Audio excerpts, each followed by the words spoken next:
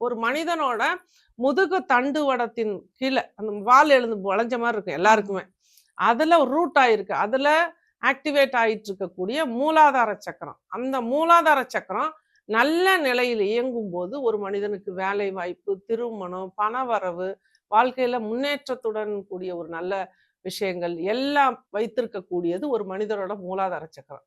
அந்த மூலாதார சக்கரத்துல 3 கலர்கள் உண்டு. Green, orange, red. இதுல அதிக கலர் வந்து அப்படி பாத்தீங்கன்னா ரெட்டு.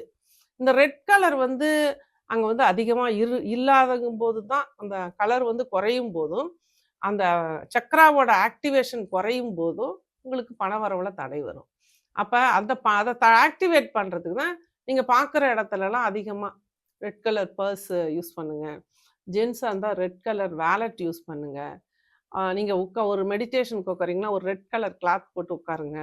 உங்க பீரோல பணம் வரவுக்கு பணம் வைக்கிற இடத்துல ஒரு ரெட் கலர் வெல்வெட் கிளாத் வாங்கி போடுங்க. போட்டு அதுக்கு மேல பணத்தை அடுக்கி வைங்க. கரெக்டா வைங்க. ஒரு ரூ. 500, ஒரு ரூ. 100, ஒரு 50 சீரியலா அடுக்கணும். அப்படி போய் குமிச்சு வைக்கக்கூடாது, சுருட்டி போடக்கூடாது. இந்த மாதிரி கரெக்டா அதுக்கு உண்டான மரியாதை கொடுத்து, காந்தி தாத்தா சிரிச்சிட்டு இருக்காரு, அவரை பார்த்து நம்மளும் ஒரு சிரிப்பு சிரிச்சிட்டு மகிழ்ச்சியா எதையுமே செய்யும் பொழுது, அது போல வைக்கும் பொழுது அந்த இடத்துல வந்து பண வரவு அதிகமாகும்.